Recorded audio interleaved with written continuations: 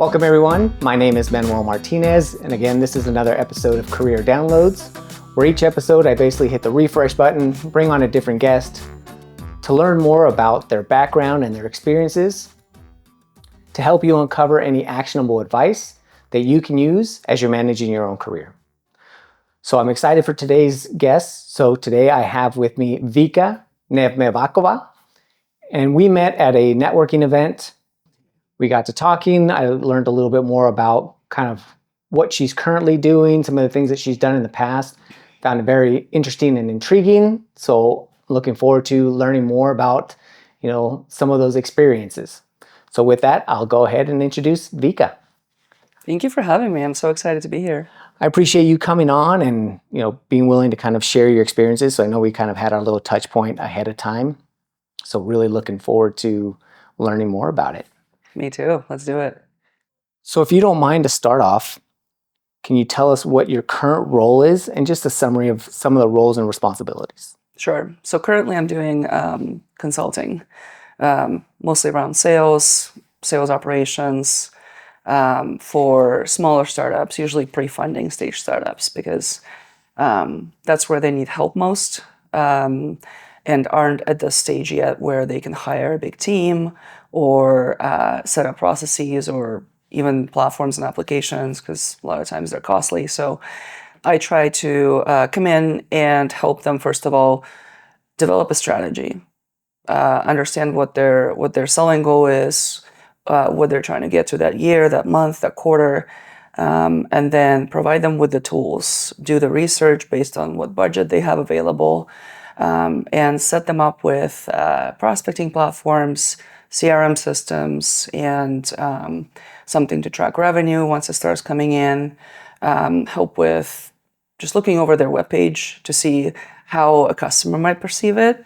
A lot of times software is built by a super technical person, usually a genius, that developed something from a good idea, and they're very technical, and they not necessarily are very good at perception in terms of how the market might see it. Obviously, their product is great. They may have sold it already, maybe like to smaller customers, maybe individual licenses, but a lot of times they just want to come in and see what a potential prospect would see when they look at the page, like pricing, features, what the value is. Are they communicating the value? Because a lot of times they'll list all the features, but not necessarily connecting the whole picture, so that a prospect might look at it and be like, okay, well, that looks cool, but like, what problem does it solve for me? So I usually try to come in and say, we need to articulate it for them so that it's easy. Once they get on the website, they're like, okay, that's going to help me fix XYZ. And that's how you generate sales. And I'm excited to kind of dig into your journey and understand how you were able to kind of develop those skills to be able to now put those into practice to help, these businesses. Yeah. So now, if you don't mind, tell me a little bit more about kind of where you grew up and then eventually kind of what led you into eventually getting into technology. So I was born and raised in Ukraine, moved to the States when I was almost 20 years old, just a few months shy of that, and been plotting that move since I was 12. Wow. But when you're 12, people just look at you like, yeah, okay, right. You don't have the knowledge about the country. You don't have much money. How are you going to make it happen?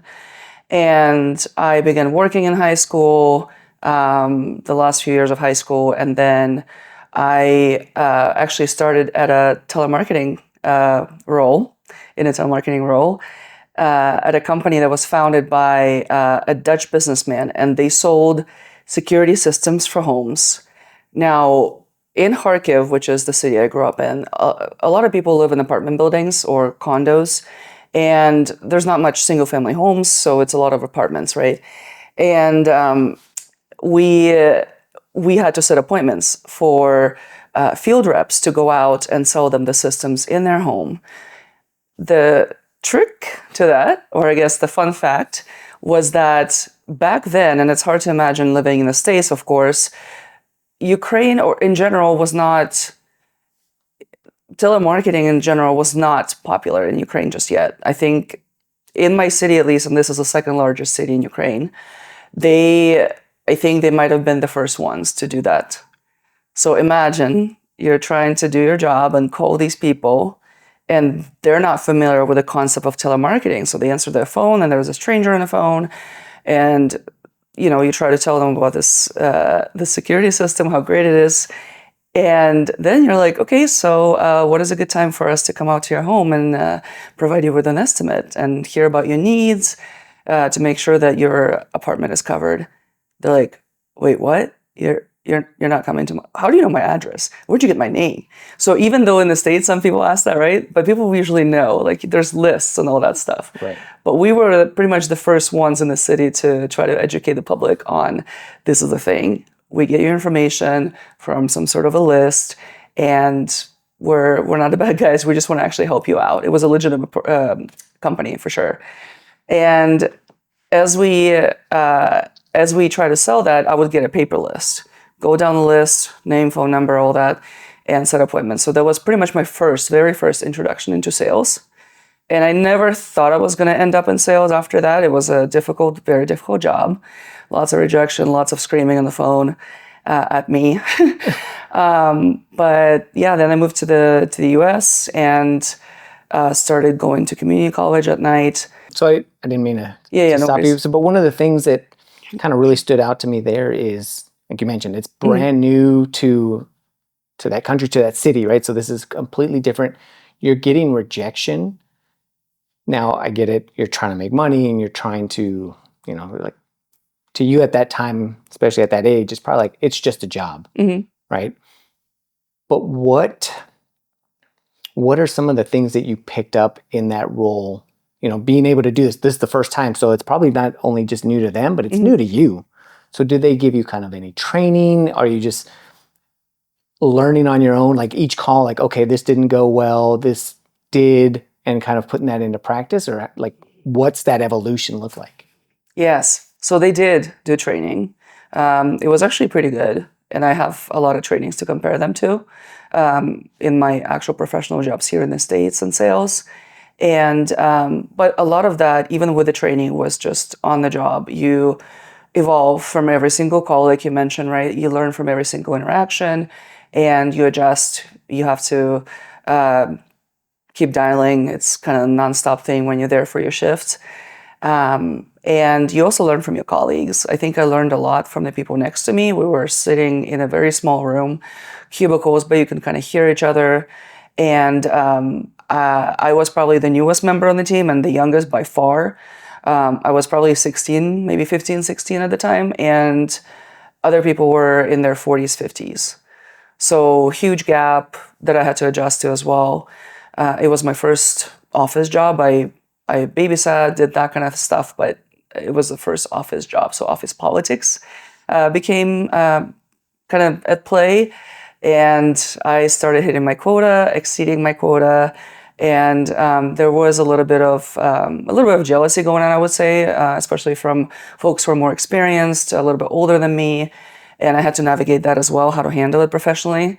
When I got awards and, for example, somebody else didn't, how to act, how to not be, arrogant or like too happy about it. And I think that was probably one of the hardest things that I had to learn, just containing my happiness and just emotions in general. When I wanted to tell the world, like, oh my God, I'm finally good at this. This is great. But, so a lot of that was a learning curve. And in that learning experience, right? And the reason I want to ask is that happens a lot, especially if there's such of an age gap.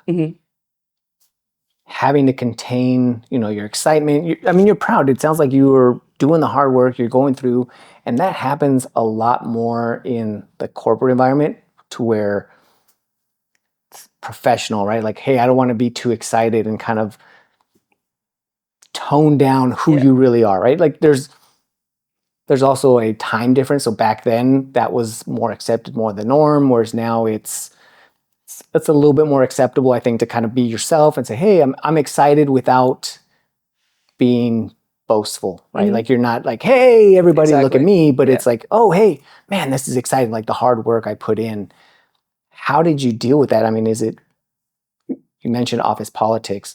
Were there people that were telling you not to be so excited? Was it just your observation of when this happened, people were being rude to you? Like how did that process kind of happen? Nobody really told me. I just started to pick up on some of the cues. But there was some rumors, okay, somebody gets better lists or something like that, which was not the case. We got random lists every time. And if I booked a meeting, usually people can hear you as you're writing down information and get the address and all that verified. So they can hear you, but I kind of moved on to the next call right after that, just so that I don't have to react in that moment. And then sort of at the end of the day, we would sit down and go over our results.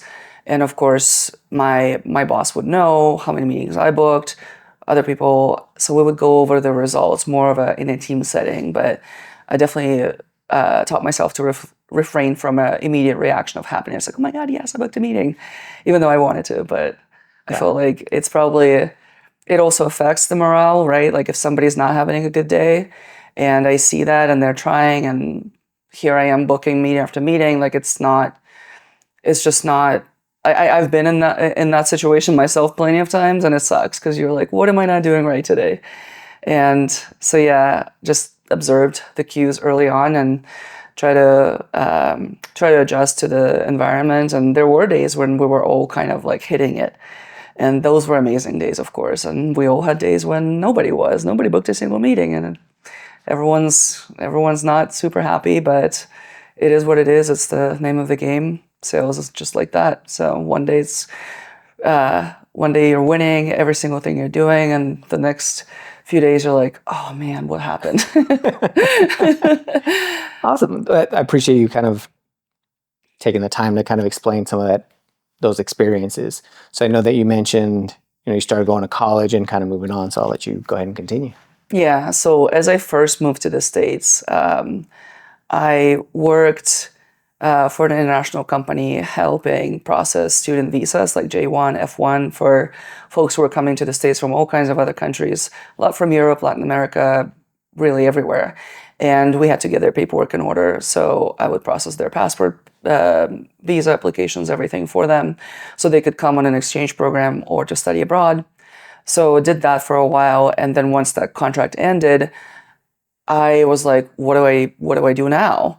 And I needed a place to live. The company actually provided us with housing before, but now I'm on my own. I have to figure it out. So I actually ended up working as a live-in nanny for about a year and a half, watching two little girls, twins. They were 2 years old at the time, and did that from about 6 a.m. until 6 p.m. Monday through Friday, 12 hours with twins, when I obviously didn't have my own kids, and it was just like, wow. And you're never off too. Like when you live with somebody in the house, those kids follow you. If they like you, they'll follow you to your room. And I wanted to Skype my mom at the time, and they would just run into my room, just barge in, and they want to play. Like, what are you doing? You're not going to tell a 2-year-old that you're off work right now. So with that, I also started thinking, okay, what's next for me? How do I go to school? I was not a U.S. citizen just yet. And going to a 4-year school was just insurmountable in terms of finances. So I discovered this option of community colleges. So I went to a community college in Los Angeles, which is where I started my journey back in the day, and went to school at night. So would have classes usually Monday through Thursday, sometimes Monday through Friday after work. So usually 6:30 till 10 p.m.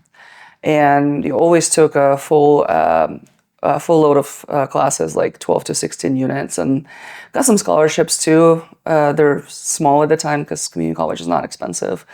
But that's how I did my first 2 years in school. And in that, you mentioned you discovered community college. You coming here from a completely different country.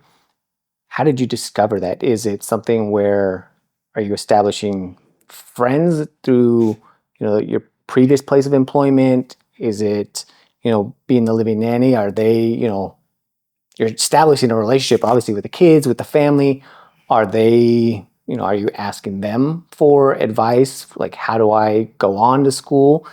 just wondering how that came about, because it wasn't just one day like, I'm going to go to community college. It kind of was. Oh.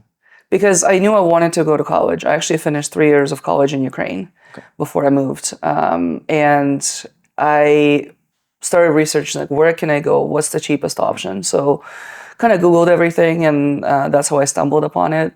The family I was living with, they didn't really know much about community college. They actually went to four-year schools right away. Their families were well off, like they had that option right away. So no, I actually had to figure it out. And yeah, lots of research, trying to fit everything so I can do it at night so I can still keep working, because I couldn't just afford to stop working and go to school. And once I did that, I started looking into what's next after that. So I went to some counselors at the community college, asking them what is next. How do students, once they finish, like maybe an associate's degree or just get enough transfer credits so they can transfer somewhere? And they said yes, four-year schools. So we have partnerships with like UCLA, Cal State schools, and that's when I started looking into that. And I was like, wow, okay. But then being not a citizen, I wouldn't qualify for a lot of financial aid. So that's when I also started thinking, how do I go about that? Can I take loans? And was talking to a coworker, and at that time I actually worked at a construction company by then. That was my second year of community college. So I went to be a project manager for a construction company for their solar division, processing contracts, rebates for solar installations. And that's where I first learned about, what people did in those situations, and some other folks went to community college there. And my coworker actually said that you could join the military as a joke. And I was like, yeah, right. Like, I'm an only child. My mom's going to kill me if I try to do that, even think about that. And she's like, well, no, I mean, like, it's a real thing. Just look into it. And I was like, I'm a girl. What do you... Military is not mandatory for women in Ukraine, at least before the war it wasn't. Now I'm not sure. But started as a joke. And then I actually started seriously thinking about it. And I wanted to make sure that whatever I end up doing in the military is also what I like doing, like kind of supplement all my activities in my existing life with something that maybe I can broaden my scope into, do a job that I didn't want to do a desk job, let's put it this way, because I already had a desk job. And I started talking to military recruiters and met with some of them with the Army, Air Force, and the Navy. I kind of interviewed them so I could understand which branch is probably the best fit for me, what jobs are available. So I took the ASVAB, which was the next step. Just get the aptitude, figure it out. What are you qualified for even, right? So did that, and then ended up going into the medical field. It was very interesting to me. I wanted to help people. So I know people think of the military as like, okay, you're in the front lines, you're getting yourself into violence, and I wanted to do the opposite of that. So I ended up joining the Navy as a hospital corpsman, and that entailed first aid, kind of like a paramedic equivalent. So you're the first responder, but also got a specialty in dentistry. So I was a dental assistant as well to a dentist, and it was very interesting going through boot camp. And at that time, they did not allow tablets or phones or anything. So I was without connection to the entire world for 2 months, including my mom, which is a little bit different than anyone coming from the States into the boot camp, because you send a letter. You can send letters, and the letters take maybe 2, 3, maybe 5 days to reach them. For us, it was 3 to 4 weeks to get to Ukraine.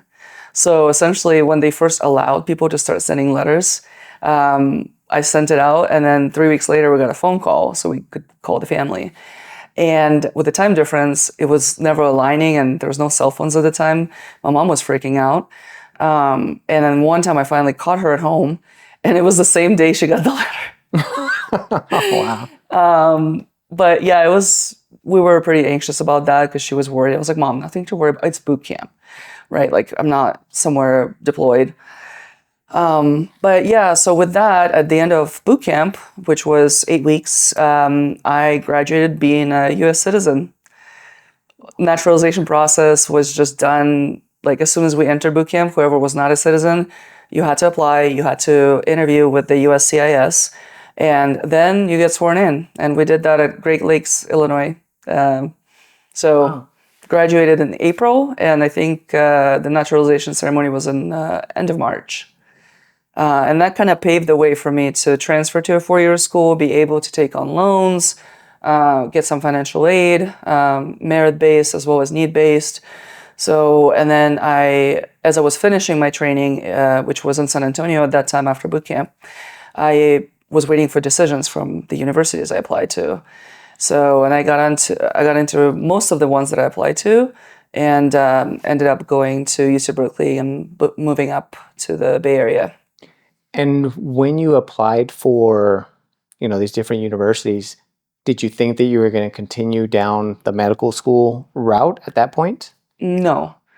So that was never supposed to be something I wanted to do full time. It's more of I'd like to have a skill set, but also contribute to something different than what I'm already doing. Okay. Yeah.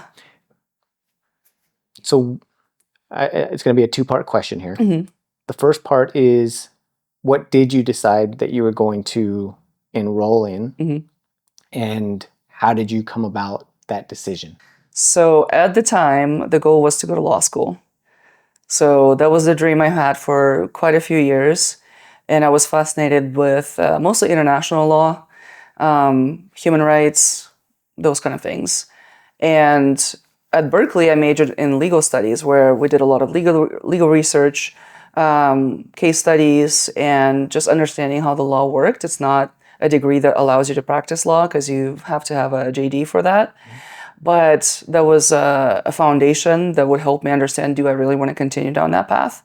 And if I do, is that still the same specialty I would like to do once I finish law school? And as part of that process, I interned at law firms. One of them was criminal law and family law. It was kind of like a split firm where one attorney did one thing and the other one did the other. Also volunteered for an attorney that did entertainment law, wills and trusts, so explored that part. And then eventually applied into an AmeriCorps program. They have a Justice Corps under that umbrella, which is students in specific geographical areas are able to go into a courthouse and volunteer at a self-help center, helping unrepresented litigants to explore their options. No advice given, just more like, let me tell you everything you could look into and give you the paperwork, help you fill it out, anything but advice, and then they could speak to an attorney for a piece of advice. So I did that for a period of a year. So one day per week, one full day per week, I would dedicate to that, not schedule any classes for those days, and just go out to the San Francisco Superior Court and do that all day long. So I helped people with filing for divorce, custody, name changes, restraining orders, small claims, really, you name it. Anything that's not a full-blown like civil lawsuit or criminal defense, stuff like that. But that had to be an interesting experience to kind of go through and get exposure to all these different areas, right? Like there are things that probably most of us don't deal with or think about, but now you're getting an insight into how a lot of things work, how it operates, especially through the legal law. Do you think that information, because you talked about what you're doing now, did that help you as you're moving on, not only throughout your career, but is that something that you found that kind of set you apart and gave you probably an edge that maybe most people don't have? Like for a future career? Yeah, for future careers, just as you're going through, like now you're understanding how contracts work, and then it could be towards, negotiating for roles, or, just understanding the parts of a business, right? Because now you're talking about how you're consulting for businesses, and now I'm kind of starting to connect dots where I see, oh, okay, well, if you understand legal structure, how this works, I could see that how it would benefit you in a consulting role for a business, like outside of the technical role, but still understanding like, hey, you have to think about this, and hey, maybe you're not aware about this or that ramification. Yes, absolutely is a short answer. Long answer, I think what I took away from that specific program and even the internships before that I've had was that a lot of times, despite you doing your best as an attorney, doing everything correctly, filing paperwork on time, and advising your client, the outcome is still out of your hands. And I think to me that was a little bit frustrating because I've witnessed multiple court hearings as part of the experience. Some for clients that I helped. I asked the supervising attorney if I could attend those just to see like how that ends up going for them, and they allowed me to go a few times just to see. And I think what I found was that who you knew, how well acquainted with a judge you are, made a lot of a difference. And to me, it was a little bit frustrating. I feel like I felt like that at the time, and I still feel that way, that law should be blind. It should be all about the facts. But a lot of times I noticed it was about the relationships. It was about which attorney was friendlier with the judge or prosecutor, or, if the attorney was liked there, maybe they were arrogant, but they did their job, right? But they didn't like his personality or her personality. And because of that, their clients suffered. So to me, it was really heartbreaking. That was my hunch at first, and I talked to my supervising attorneys. I was like, is this what's happening, or am I completely off base here? And they said, no, absolutely, that's what it is. And so to me, that's when I started rethinking my life choices. Do I want to be in this position where I can really never tell a client that we got this, because I can't say that. And it's somebody's life that you're working with. And even like a small mistake on your part could cost them either money, jail time, their children, custody, like all these things. And I just realized I don't think that world is for me. And that's when I began thinking, what else could I be possibly doing? And it was still in the back of my mind, maybe I will go to law school, maybe I'll do contract law, something corporate. And that was another avenue that I did explore. But given that the initial reason why I was drawn into law was human rights, making sure people are treated fairly, and just corporate law was not something that I was excited about, even though everyone was like, oh, you're going to make so much money. You'll pay off those student loans right away. That's what people should do in general if they want to do that. And then you can do what you like. I'm like, I don't want to be a corporate slave for 10 years doing what I hate, helping corporations potentially suck their customers dry, or just people in general, like insurance companies and all that. So, and at the same time, I was walking from one class to another. It was an evening class, and I saw an ad on our campus at Berkeley. Oracle is hiring. All majors welcome. All majors, really, legal studies, working at Oracle. Challenge accepted. Let's go check it out. And it's free pizza. So that was part of the decision-making process.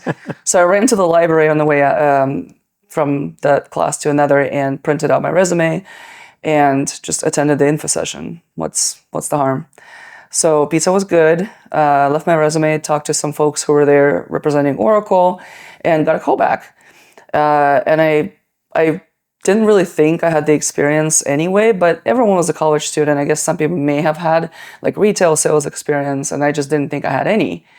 And then actually in LA, back before I moved to attend Berkeley, I did work at another telemarketing company for 2 months, Closets by Design and Closet World. You know those, everyone knows those. Yeah. So I think it was a third party that was just doing the telemarketing for them, but I did that for 2 months. And that was grueling, but did that. And I didn't really think to put on my resume even. But when I talked to the Oracle representative, I brought it up. And they're like, oh, why didn't you put it on your resume? And I was like, I don't know. I only did it for 2 months. And I never forget what the girl said to me. And she said, yeah, but that's 2 months more than everyone else did here. Even though you didn't consider that to be like anything significant, it is. Because you were exposed to cold calling. You were exposed to how things work and setting meetings. And since then, I started putting on my resume. And that's pretty important there, because a lot of times we I know I'm guilty of it, is diminishing something that we've done. We're like, it was only 2 months. It's not that important, until somebody else goes through and says, well, wait a minute. No, that is important. And same thing with the telemarketing job in Ukraine. I didn't put it on my resume because I thought, who cares what I did in Ukraine? But it did matter. Right. And it did matter. And is that something, after that experience, is that something that kind of moving forward, do you still kind of continue to do that? Do you still kind of take that away? And I wonder if that's part of, again, toning down and just, hey, I don't want to talk about what I'm doing, because you're like, oh, okay, well, it's not that important. I don't want to, share all these great experiences. Do you think that played a role in kind of not sharing that? So it wasn't for that reason. It's not about just, boasting like we talked about earlier. It was more about, I didn't think it was relevant at the time, or people would not take that job seriously. But once this experience took place, then I was like, oh, actually, that just got me an interview and eventually a job at Oracle. So had I not even talked about it, I'm not sure how my life would have turned out, honestly. Right. Maybe I would have been a lawyer by now, who knows? But yeah, I think since that experience plus a few more experiences in life in general, I realized that it's about transferable skills. And being in the military also solidified that for me, because people think, oh, my military experience doesn't matter. And I talk to a lot of vets these days that need help with resumes, or they're looking to get some help with their interviewing skills. And I talk to them and I look at their resume, I was like, what did you do in this role? Oh yeah, I was working at this department, operations, just admin stuff. It didn't matter. Really? Did you not schedule 15 people for shifts? Did you not have to process reimbursement claims? Like, all of this stuff is transferable. And I help them kind of verbalize it better so that it is seen by recruiters for whatever role they want to get, that it is relevant. It's all about the skill set. It's not about exactly what you did, but what kind of things you've learned from that and what kind of tasks you did. So I usually tell people, just focus on the tasks, focus on your day-to-day responsibilities. What do you see in those responsibilities that relate to this job posting that you're looking at that you think you might not qualify for? And then we go through that exercise and it's like, okay, 90% match. And then even just bouncing that off of somebody else, because I'm guilty of that, where sometimes I may not think it's transferable, or to your point, I'm like, oh, well, it's just this, right? It's easy. But then talking to somebody, just be like, hey, these are the skills that they're looking for. Here's what I've done. And somebody else might be able to make that correlation. Because I've talked about it before.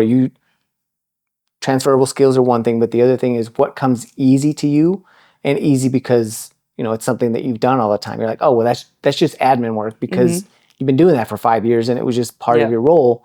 Well, yes, but somebody else who may not have the experience or doesn't have it at the level, like, oh, I'm scheduling 15 minutes a day. Like, that's I was coordination, leadership, coordination, right? It's understanding, juggling like, people's just everything.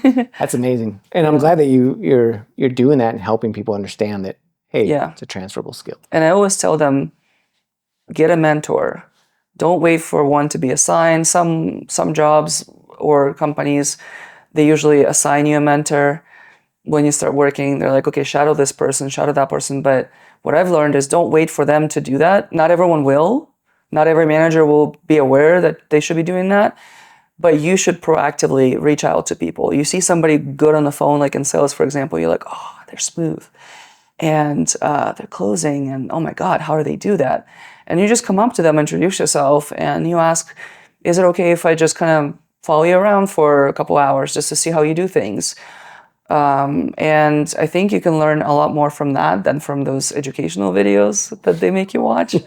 And I've approached people that way. I was also lucky to have mentors that approached me, and they're like, look, looks like maybe you're struggling with this, but you're really good at that. So let's focus on this. I'll help you with this piece. And that was amazing. But also, I did not want to shy away from putting myself out there and seeing, I would like that person to be my mentor because they do XYZ really well. And that's my weak spots. So I would say identify the weak spots where you want to improve, and then find the person that embodies the knowledge in those areas. That way you can kind of tactically target what you need to get better at. And that's not always possible with an assigned mentor, which you guys might be good at the same things and bad at the same things. And you never know. And I think a lot of times people might shy away. Well, they're too busy, or they're not going to want to help me. Making sure that you're not limiting yourself, right? Make them tell you no. Yeah. Right. If you're coming about it to your point, right? It's like, hey, I see that they do this really well. It's also in the way that you approach it. Hey, I really like the way that you do this. Can I shadow you? Again, finding ways to get them to say yes, but also explain why you're doing it. It's not just, hey, will you mentor me? Exactly. Yeah. Be specific about what you'd like help with, and also compliment that person on that skill as well. I think that's a good foundation to have a good relationship. With some of the mentors I approached or maybe was assigned back in the day, I still keep in touch with them from 2014, 2015, 2017 to this date. In fact, my former boss in the Navy, who I reported to for 7 years, we just had dinner in Las Vegas last week. He was here with his wife, and we got together, and he also helped write a letter of recommendation for my schools in the past, and also for UCLA MBA, which is a program I'm starting later, in 4 weeks at this time. So keep in touch, find those mentors, and I would say also don't only contact them when you need something. Go out for coffee with them. And for me, it was kind of like it came naturally because I liked spending time with them. I felt like even if it's just a walk to get fills in San Francisco, it sounds like no big deal. It's just you're walking, you're talking about your day-to-day, but there's always something I learned, always. Oh, that's awesome. And sometimes I didn't realize until later. And I was like, oh, I remember him saying that. So. No, and that's a good point, right? It's just, I think a lot of times people are like, well, I need to make that relationship because in the future I might need something. You might never need something, and that's not the reason to go through and establish that relationship. And they might need your help too. Right. Happened before. And it is really a two-way relationship. Give right? or take all the time, yeah. Yeah, that's awesome. Give and take. Yeah. So then as you're going through it, sounds like Oracle was a sales job, and then the first one, official one, and then you ended up doing a number of other kind of sales roles at different companies and things like that. What was, I know you mentioned at the very beginning, sales was never something that you were thinking about. You had tried all these different things, but for a good portion, you were in sales. And what was it that you think made you successful in that type of role? And is the success what eventually kind of kept you there for a decent amount of time? So I've done pretty much every role if you look at the sales career in general, like what roles people start with, how they progress, typical progression. And again, that varies from company to company, but typical is you first start as a sales development rep. You take inbound calls, and then you try to convert them into a meeting, and then you pass on that meeting to an experienced sales rep, and then they do the closing, and you just keep doing meetings for a while, 1 to 2 years typically. Another version of that is business development rep, which could be a progression, but it could be in lieu of this, where you do outbounding, which means you call people, cold calls, you research companies, find the right contacts, and then you hit them up and email, LinkedIn, calls, anything, right? Usually a combination of those things. Once you've mastered that piece, then you might progress to either inside sales, which means you start closing deals on your own, but you work sort of under 1 to sometimes 3 field reps, where they're on a quota and then you own part of their quota. Usually you're closing smaller deals and helping them kind of take off the volume so they can focus on the 1, 2, 3 big whales. Or you could move on to being your own rep, like selling to smaller accounts, SMB companies. maybe mid-market. And so my progression was inside sales at Oracle, which was a combination of inside sales and business development. Then I went to MuleSoft as a account development rep, which is another word for business development. Outbounding, inbounding, company was pretty new at the time, so mostly outbounding. And did that, and in between I was deployed with the military for almost a year. So that was interesting. It was a bit of a break from my career and had to come back and reintegrate myself into that world after just living in Guantanamo Bay for 10 months or so. And after coming back to MuleSoft, I was ready for my next step. And then I moved on to a role at a different company, PagerDuty, because at the time MuleSoft did not have a good bridge between more junior role and an actual sales rep. And the deal sizes were high, so it was, they had like a pilot program at the time, and they were still tweaking it. And I was approached by a sales recruiter, interviewed, and got a position at PagerDuty as an inside sales rep. And decided to join. It was not just about the pay bump or anything like that. It was more about more responsibility for me, which at the time at MuleSoft, unfortunately, would be another 1 or 2 years. And I was just so eager, like, keep going, right? And I want to close my own deals, have that full control over the sales cycle, because it's sometimes frustrating when you set the appointments, you do it, you have the commitment from the prospect to at least the interest, right? And then like something happens and it doesn't close. And anyway, so with PagerDuty, it started off as an inside sales rep. And then once I got successful at that, it was probably around 200% of my number. I was promoted to SMB.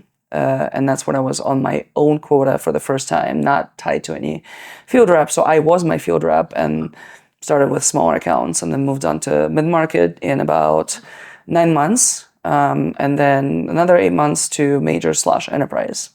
Wow. And as you're going through and developing kind of as a sales rep, right? So you talked about promotional videos, doing mentorship. What are some of the things that you were doing to kind of develop those skills? I mean, I know a lot of it's just repetition, but you can repeat terrible habits. Yeah. That's not going to necessarily make you better. Right. So I'm just curious, like so I've spent a little bit of time as a sales engineer. So there are things that I learned as far as, how should you handle conversations with like C-suite or director level. They're more worried about business than technology. Right? I mean, the technology is important, but I'm just curious from a sales point of view, what are some of the things that you would think, kind of looking back, okay, I had a pretty successful career. If I would have worked on maybe these 2 things earlier on, I could have progressed quicker. I could have developed this skill set faster. Like, what are some of those, like 1 or 2 of those things? I would say those things were usually different at different periods, in different roles. I think the things I had to learn early on was more about discipline, just keeping myself accountable, not being fazed by rejection, somebody cussing you out on the phone sometimes, never call me again. And just keeping up the positive attitude, even though your day might not be going well, and maybe nothing's going your way this week or even this month, and you're freaking out, you're stressing. And I think a lot of people get into that mood, and it's hard to dig yourself out of it if you allow yourself to get to that point. So I would talk to some of my mentors, my peers, usually just asking, like, what do you do when this happens? How do you handle it? And some of my mentors, the best ones, were like, let's go for a walk, let's get fills. And we would go, and fresh air, sunshine, just natural remedies, plus a good conversation and somebody just reassuring you that it's not that you're not doing your job. It's not that you're lacking a certain skill or anything. It's just that you have to kind of push that aside and believe in yourself, come back to your desk, do it over again, until you get a good meeting, until you reach a certain milestone where it's going to make you feel good about yourself again. And I think that really helped for me. Not taking rejection personally. I knew deep inside that it's not personal. But it's sometimes when you have a few in a row, you're just like, maybe I suck at this job. Maybe I should do something else. But that was one thing. And then the other one was just being prepared for meetings. Sometimes you see cocky reps. They're just always seem to wing it, and somehow it works.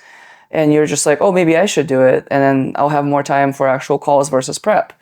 And yeah, you might have a few lucky conversations that go your way despite no prep or maybe a lack of prep that you could have done better. But what I found is good preparation led to better conversations, led to prospects respecting you more, like seeing that you know what you're talking about. You're not just trying to pull words out of your butt, but you're informed and you sort of help educate them. And that was the big thing that helped me win deals, was when they would perceive you, or me in that case, as a trusted advisor versus just a vendor. And that was a big distinction in sales in every role I've been in. And I think a lot of people understand that that's the case, but they don't act that way. So what I've learned is don't be transactional. This sale might not happen, but if you do it right, if you make sure that you come prepared, you have something new to share with the prospects, something that they didn't know about, maybe like Challenger Sale. There's a really cool book about that it was like a Bible at MuleSoft. We had to all read it, and we did practice exercises around that. So it was sort of getting the prospect to understand that they might not know something that you do, and that's when you become valuable to them, and that's when they want to engage you, they want your expertise. And I think that changed a lot for me in terms of being more successful and understanding how to prepare, what I should prepare exactly for the meeting, and focusing less on like covering features, which is a lot of prospects want to cover features, but you or a sales and engineers, features don't sell. What you have to do is find out what the big problem is.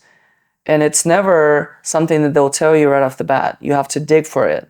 You have to, what I call, peel the onion, and there's going to be layers of that. And you have to get to the middle of it. And that's hard because at some point, it feels like an interrogation, either to you, the prospect, or both of you. And it becomes uncomfortable. Like, why am I asking you these questions and there's just a yes or no answer? I'm not getting anywhere with that. And I still don't know what the problem is. I know this superficial problem, but that's not what's causing them to, or not affecting their bottom line, for example, or somebody's promotion, or maybe somebody's job is on the line for this, like with cybersecurity, right? Like if you're a CIO, a CTO, and you have a breach, and CISO is responsible ultimately, even though the work was done by somebody else, but they're ultimately responsible, could be fired. So those kind of things, like you have to pick up on that and understand the person's motivation behind looking for a solution. What happens if they don't buy it? What happens if they buy it from somebody else? And you help them kind of walk through that process on their own by asking questions, but you want them to draw the conclusions, not you drawing them for them. Because if they're part of that process, that discovery process, then they feel like they're part of the decision as well.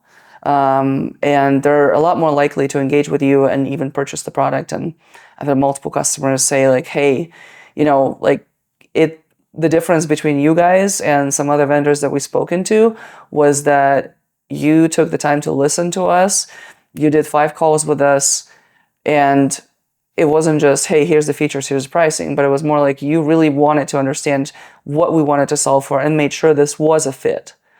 And yeah, just digging deeper. If you're not getting the answer from the first, 3 tries of getting like deeper into that onion, keep peeling it, maybe step back for a little bit just so it doesn't feel like too forced, but then come back to it and maybe ask a question in a different way. And for me, as somebody whose first language was not English, the whole rephrasing and trying to come up with a different way of asking that same exact question that I still needed the answer to. That was, I think, the toughest part. Might not apply to everyone, but for me, it was big. And I think that's where I've learned probably the most is communication and learning how to take a step back when I needed to, but also come back to what I needed to get out of the conversation, if that makes sense. It does, especially when you touched on kind of the relationship building and communication. Mm-hmm. Because again, maybe the way that you're phrasing it the first time, and I would say it's probably not just you, is maybe the way that I'm receiving it isn't the same way, right? So understanding like, okay, maybe I have to ask this a different way. Maybe I'm not explaining myself properly, or maybe I'm not asking the right question. Maybe I'm asking this question, I've tried it 2 or 3 different ways. That's not the right question. Mm-hmm. So definitely I see that, and I also see the relationship building to where you talked about like, hey, you've had multiple calls with it. You listened to us. That goes back to some of the other things you talked about where it's relationship building. They see you as a partner because you're involving them in the process. It's not like, Mm-hmm. hey, buy this, hey, do this, hey, here's the cool things. Like you said, here's the price. It's really understanding. Like you could have easily have given them that information. They might have taken it and you could have been like, okay, thanks, Mm-hmm. see you later. But building that relationship, kind of also taking that step back and now seeing, kind of piecing this together as we go. But some of those mentors really said, hey, let's go take a walk, right? And just kind of, sounds like you're doing that on your own. Is kind of like you're taking that mental walk, like, okay, wait a minute, hold on, let me kind of think this through. Mm-hmm. You're taking the emotion out of it and saying, all right, well, they're not buying or we're not moving forward. They're not answering my question. Learning how to take the emotion out, taking that step back and kind of looking at the bigger picture, maybe looking at it from a different angle. Like these are all things that I'm kind of seeing that you've done over time. Mm-hmm. The relationship, hey, multiple calls. If it doesn't work out, that's okay. You don't all of a sudden like stop talking to them because, well, they don't have anything for me. Okay, well, you can still reach out every once in a while, like even if they go with a different vendor. And I've noticed that the people that are successful continue to cultivate that relationship, because a lot of times that is what sales is. Like you said, features don't sell it. It's the relationship and how you approach that person and, the entire process. Absolutely.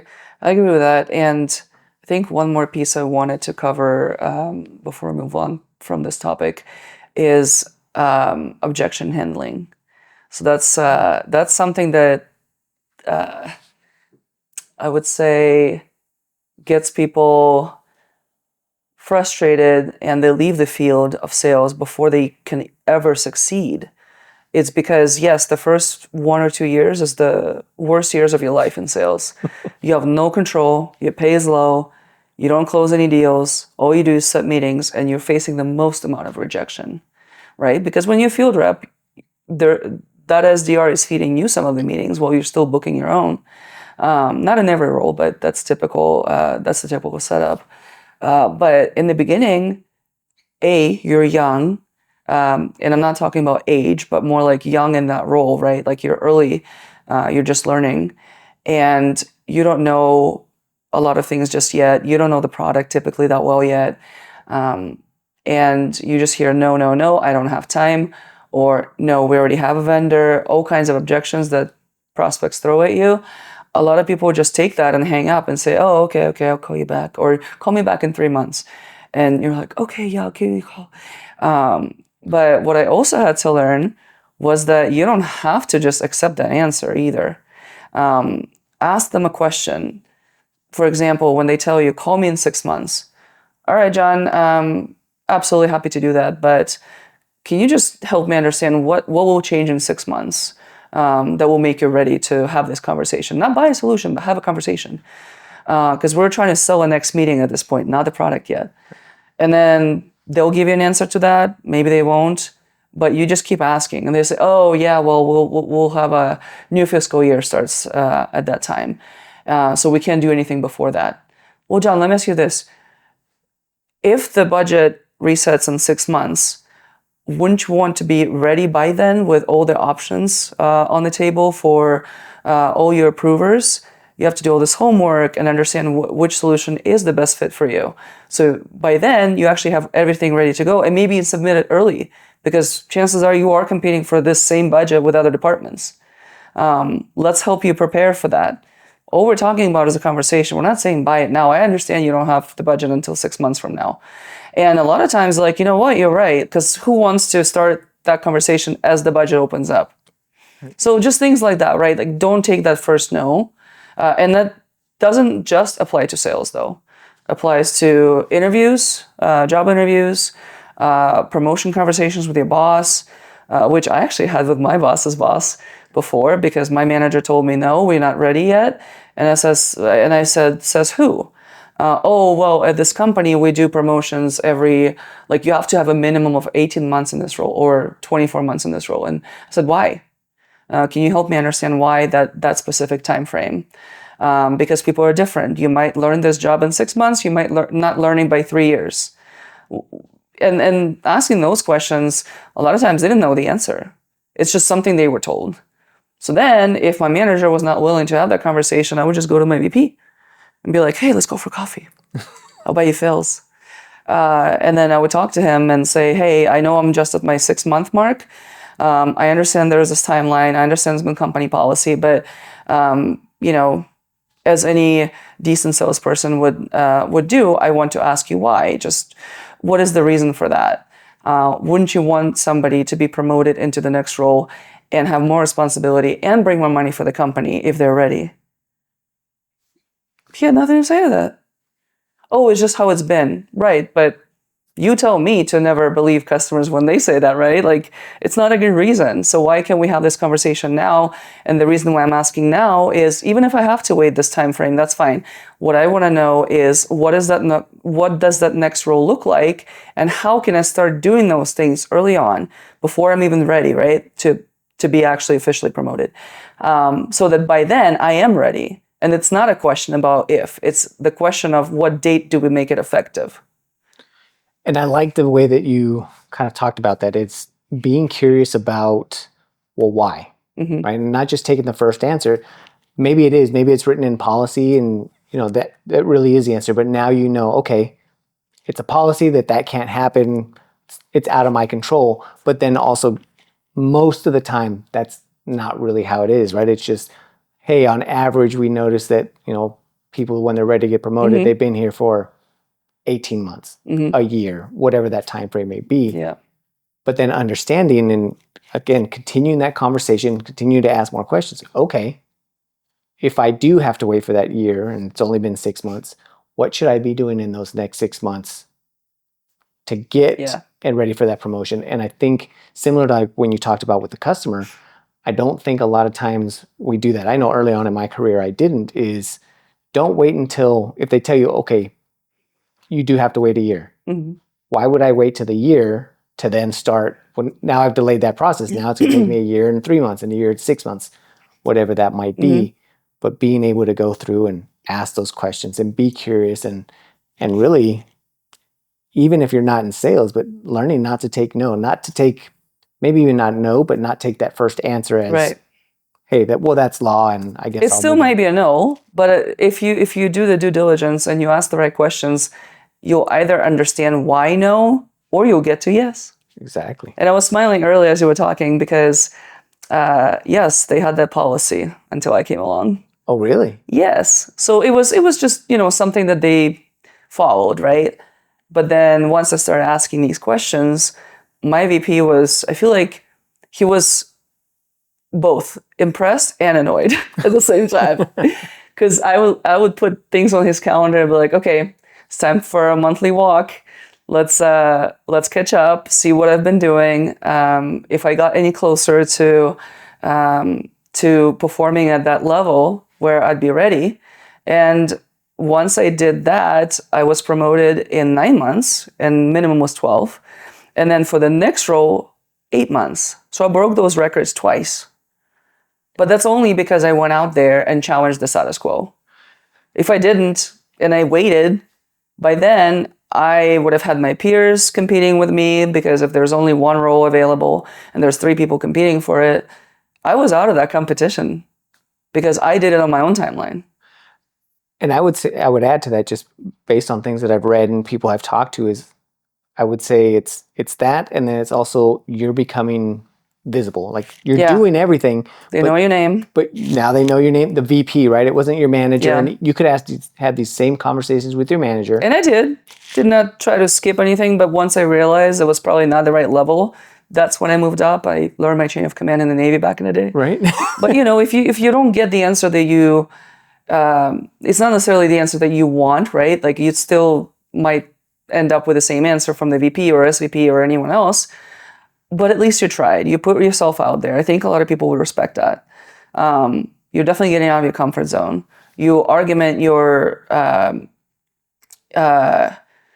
you have findings that you use to argument your case.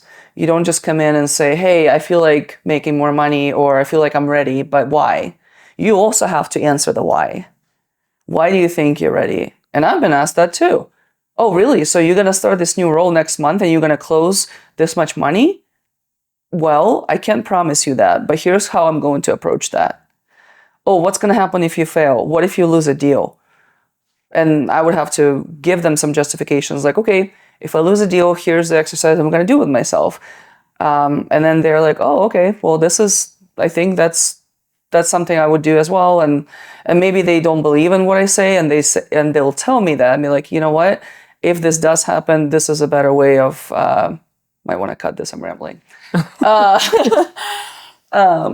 So yeah. And the other thing about what we just talked about, objection handling the customer or prospect.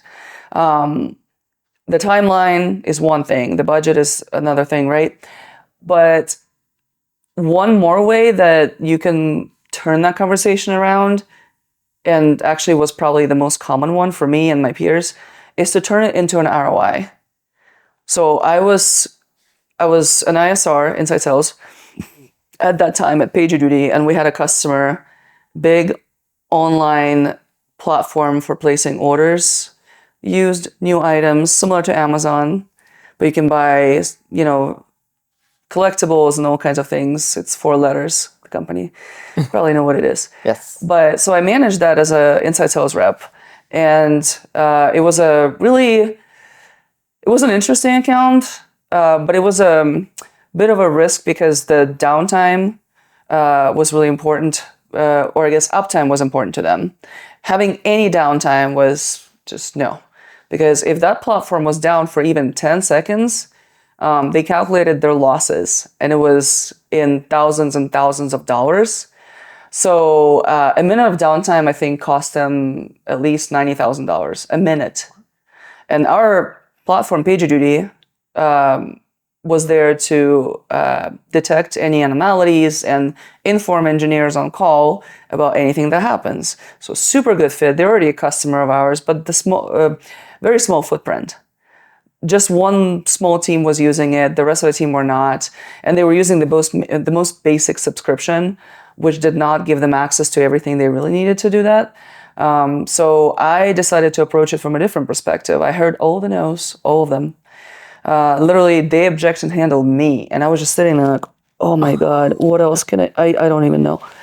But then talked to my mentor, talked to the field rep, and he's like, yeah, I've tried to sell to them multiple times. They're just like, in their ways, and that's how we've done it. We don't need more. But they did. And what I did was created a deck where I took snapshots of their accounts, found inefficiencies that could not be solved by what they were doing currently and how many people they got involved currently.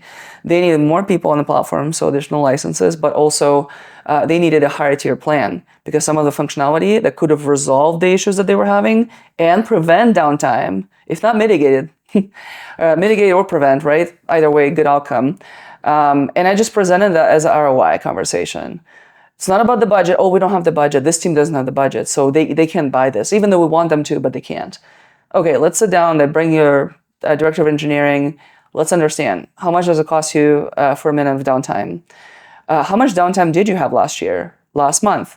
So I got those numbers from them. They were hesitant to share them at first, but I'm like, look, in order for me to have this conversation with you, please just be honest. It stays between us, NDA and everything. But like, it will help me help you, essentially. So they were like, you know what? You guys know this space and let's do it. Let's see. And we found that by investing an additional $100,000 in this platform, which would give them a lot of licenses, higher tier and everything, it's a drop in their bucket. But it would save them millions of dollars. And we could prove it with a calculator that we had for that, using their own numbers. It's not something I made up. Right. It's not something I got from, consulting report. We used their numbers. That's why it stuck with them. So when we presented that to their SVP of engineering, he was mind blown. He was like, how come we didn't buy this yesterday? But some of that comes back to also you being very open and transparent, right? Mm-hmm. Is, hey, it stays between us. Here's what I'm trying to do. It's not like, well, give me your numbers because I'm going to try and do, something on the back end. But again, it goes back to communication and establishing that relationship. Like I see this over and over, but it's really saying, hey, here's what I want to try and do. And it's not just trying to make a sale. It's trying to understand the business, trying to understand what are the problems that you're having. And I think a lot of times, at least in my experience, the people that have been successful, they understand that. They know that, yes, this is a technology. This can help solve problems. But what problems am I trying to solve? Like, cool, check out all these features. It can do all these things.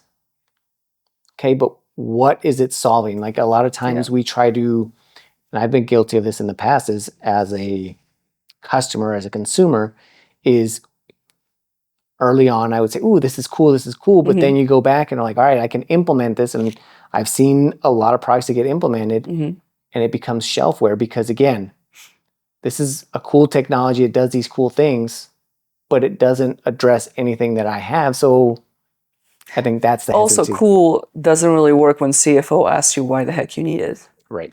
You have to sell it internally in your own company. So part of my job was enabling my prospect to take whatever we discussed, give them all the documentation that we came up with together, and have them bring it up in their internal meeting. And when that CFO tries to challenge that, say, oh, no, we have too many apps. We don't have the budget for it. Then they actually can argument, no, we actually do need it. Look at how much money we're losing, how much we lost last month, how much we lost last year. Look at all this. This solution can actually help us mitigate and prevent some of these issues so that moving forward, we don't have those losses. What is that worth to you, CFO? Right. And again, it's understanding how to talk in business, right? And exactly, yes.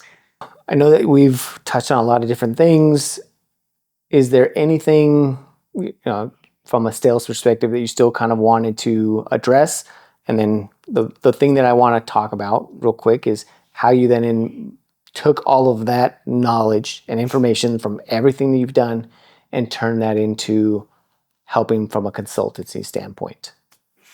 Yeah, so started doing consulting kind of after, I think it was 2023, early 2023 or so. I wanted to take a break. I wanted to travel.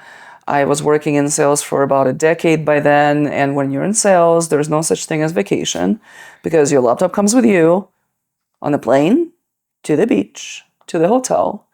And at some point, I was in Hawaii with my mom, finally got that week-long vacation. And we never made it to a single hike because I was working half a day. And I was really frustrated. I made that choice not to leave. I had to work. I had deals on the line. And this was around, Christmas time too. So it's just, sales never sleeps. So you can't really take vacation. And if you do, you'll be working on it most likely. So I just wanted a clean several months of a sort of a sabbatical and just go anywhere I wanted to and not worry about hitting my number because quota also doesn't get reduced when you leave. You're sick, you still have the same quota. You're on vacation, same quota. So unless you can squeeze all that quota into however many days or weeks you have in that month or quarter, And sometimes that's possible, sometimes not. So I wanted to take time off. And then as I was doing that, I was traveling. I was in Guam for like a month and other places, scuba diving. And my former classmates from my university in Ukraine reached out to me as they moved to the States, and they founded their company. And they asked for some help with go-to-market strategy and starting to sell their product. So I decided to take a call with them and just catch up in general, but also see like if there was anything I can do for them. And at the time, they didn't have like a MVP yet, so the product itself was still in development. So there was nothing to sell just yet. So I couldn't really go all in and start selling for them. But what I could do is inform them of what to focus on, how they can approach getting the funding, what to do with parts of the website, just presenting the material in a certain way. And that's when the consulting thing started, because I was actually working for them. It was paid work, which I never really considered doing. It was just never crossed my mind until somebody reached out and said, would you be open to doing that? I was like, whoa, you know what? Yeah, I could use some extra money while I'm traveling. And then another person reached out shortly after this was over. And I used to work with him at MuleSoft. He was an enterprise architect there. And he founded his own company and his own app. So I started working with him on his company strategy, also hourly billing for my services. And this just kind of crossed my mind at that point. Oh, I could probably do it for a while like that. And if I wanted to go back to a full-time role, I could. And did that engagement. We're still in touch. Great guy. And I knew that, that is helpful. That type of consultancy is helpful. It's just too narrow for me. It's just sales, right? This is what I know. But I wanted to see sales operations, and customer success, all of that sort of as part of a bigger picture. And I knew I was lacking that. I never worked in finance or legal. I interacted with them quite a bit at previous companies, helping with master services agreements or invoicing and all that stuff with customers. But I never actually knew how everything fits together. So I felt like it was a bit of a blind spot that doesn't let me be as effective as I wanted to be, because I can give advice on what I know, but then if I can't sort of see how other parts of the business are affected, and sort of use that in my judgment or apply those things into my decision-making process and advice subsequently, then I don't think I would be an effective advisor when it comes to larger companies. So small companies, yes, because they wanted something specific, but then expanding that, I didn't think I was going to be able to do that for them. So that's what led me to a decision to apply for an executive MBA program several months ago. And I'm actually starting school in mid-August.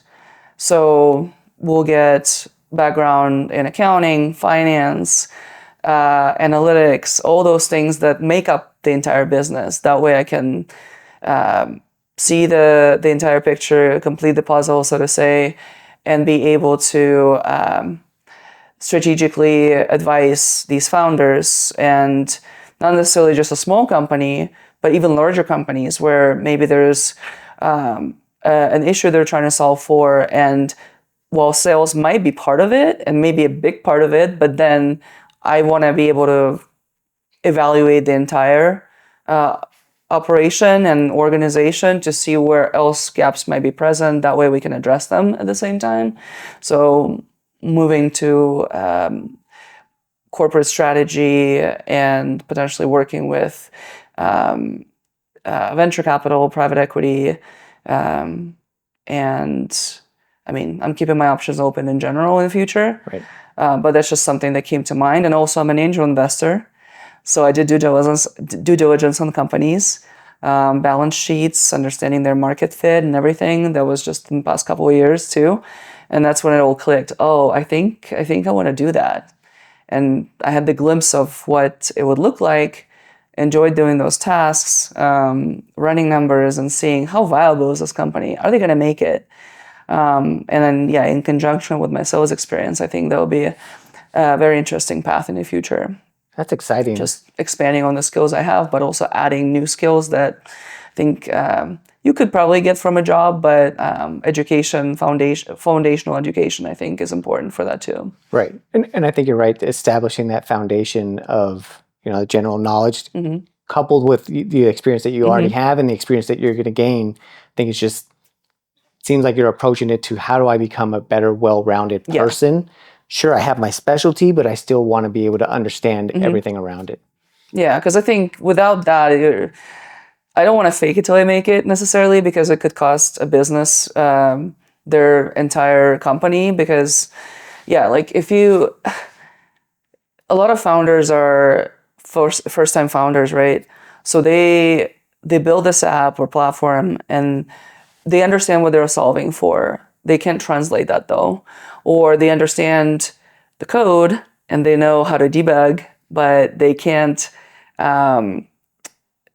create a business plan or exit strategy, all these things. So I want to be able to come in and be able to help them with that piece, taking in everything I know, being able to conduct those discovery conversations just like I did with the customers, asking them all the questions I need answers to, and then sitting down and thinking, what is the best outcome for them and what kind of actions do they need to take to get to more sales, or whether it be to pivot from a product that maybe not selling, and all kinds of things. But understanding problems from various angles, different angles, I think that's very important in order to provide quality advice for someone who is looking to up-level their business. Well, I thank you for everything that you've kind of provided as far as answering my questions and giving me a lot of good things to kind of think about, and then a lot of good information for somebody else that might be looking, not even just in sales, right? But we talked about communication. One of the things that I also saw is you're very open to different opportunities, right? It wasn't just like, well, I'm going to do just sales, or hey, the medical thing, just babysitting. Open to possibilities, kind of promoting yourself and doing a lot of things, and not taking a final answer as the answer. Now, I want to give you the opportunity to kind of speak about anything that you kind of want to end this on. It could be, a parting thought, something that, kind of looking back on your career, this is something I wish I would have known. Here's a challenge that, I overcame so that someone else maybe might want to avoid that, or just kind of summarize your career. So I want to give you the opportunity to just really talk about anything that you want to kind of leave as a way to end this. For me personally, growing up in Ukraine and not having the financial means, or the best education available, for example, and my mom working 16-hour days, I had to be independent and resilient at the time. And as a kid, I think I was 10 when she started leaving me alone in the house because she had to go to work. And I'm an only child, she's a single mom, so we didn't have like family in town for them to look after me, to advise me. And from really early years, I had to start thinking for myself. If I have a problem, my mom is busy at work, I can't even call her, no cell phones. And I had to call the general line and ask for somebody to go get her. And sometimes that was not possible. So if I had a crisis, teenagers always have crises. So I always had a crisis. And I had to figure things out and learn how to figure it. I made a lot of mistakes for sure. But I think that is what made me who I am today. And I know it's sort of a cliche to say, but it is what helped me become more confident in general, and be able to think on my feet, even if I didn't know the answer, or I was afraid of something. And back in the day, I think I focused a lot on perfection and just making sure I'm absolutely ready for something before I start doing it. But then with time and experience and awesome mentors that I've had, I realized like you just got to do it. There are studies that were done on specifically women not applying for jobs unless like they felt like they met the entire 100% of criteria. And the same studies show that guys would apply for jobs that they barely qualify for, 30%, 50%. But they're not waiting for that 100% to feel like, okay, now I can apply. And yeah, and they end up getting those jobs because they apply. If you don't apply, if you don't shoot the shot, you're not going to make the basket. And I think that was probably one of the bigger revelations for me, where I doubted myself for various reasons, having an accent, English also not being my first language. So sometimes I would miss certain nuances in a conversation where like it would just fly over my head and I didn't read the situation. And other things like not being able to afford certain things and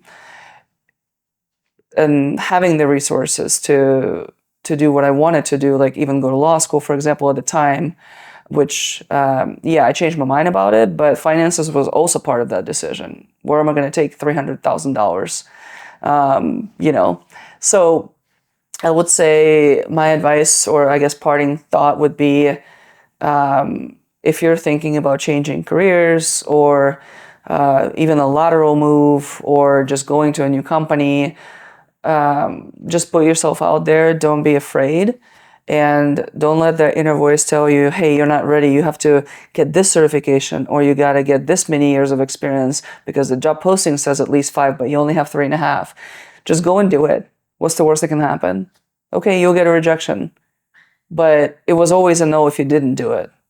At least now you have a chance at a yes. So over-prepare for interviews.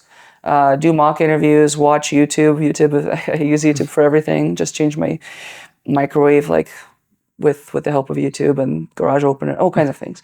So go and watch those videos where people give advice on how to prep for specific jobs or specific companies. There's so much content out there that there's no excuse anymore. Just go in and prepare yourself. So the less unexpected things that you have coming at you, the better.